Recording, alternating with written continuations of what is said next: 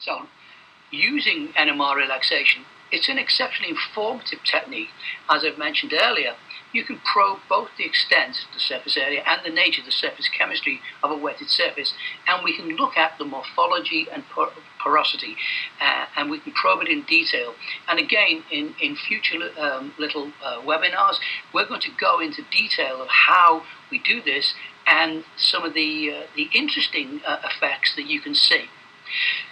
NMR is also very, very useful in optimizing formulation development because the liquid basically binds to the surface. Anything you put in the liquid, such as a dispersant or a surfactant polymer, basically will affect the relaxation. And it affects the relaxation of both the bulk liquid but also the bound liquid. Because if anything absorbs on the surface, it must displace the bound liquid and thereby will change the relaxation. So we can study adsorption and desorption effects. We can study even stability aspects because if you have particles that are, for example, sedimenting, then as they sediment, what happens is that now you're exposing in the sensing zone essentially more liquid. So the relaxation time will increase as particles sediment.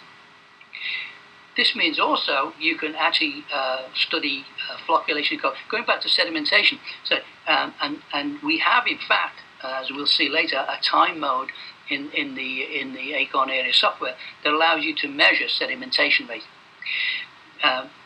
This also brings up flocculation and coagulation, because when you coagulate particles or flock particles, it changes the state of dispersion of the particles. They come together, but it also changes the nature.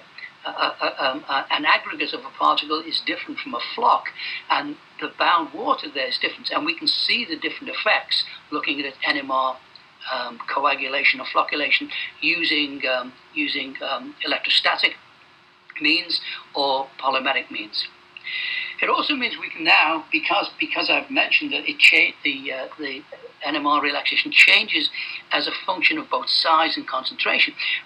This means it's very useful in looking at milling and grinding processes, because again, we don't need to dilute the system. You can take samples directly out of the mill and measure them at that concentration, and you can measure them almost in real time, so that you can follow the grinding and milling process, and you can do it with or without the presence of milling or grinding aids itself. So at the end of the day, what you can use NMR in is everything from blue sky exploratory research and development through quality control, quality assurance labs, and even into process laboratories. And indeed, there is a development of the Acorn Area for actually process control.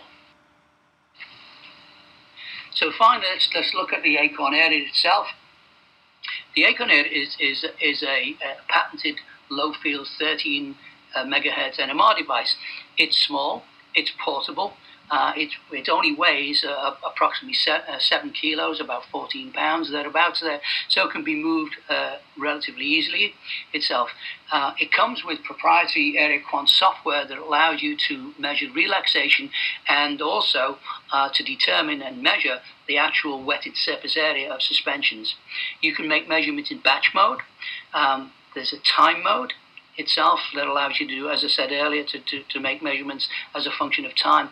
And we have two temperature control options. One that allows you to move from approximately 10 degrees Celsius to about 40 degrees Celsius, and then a very high temperature option that allows you to go from ambient up to something in excess of 60 degrees Celsius itself.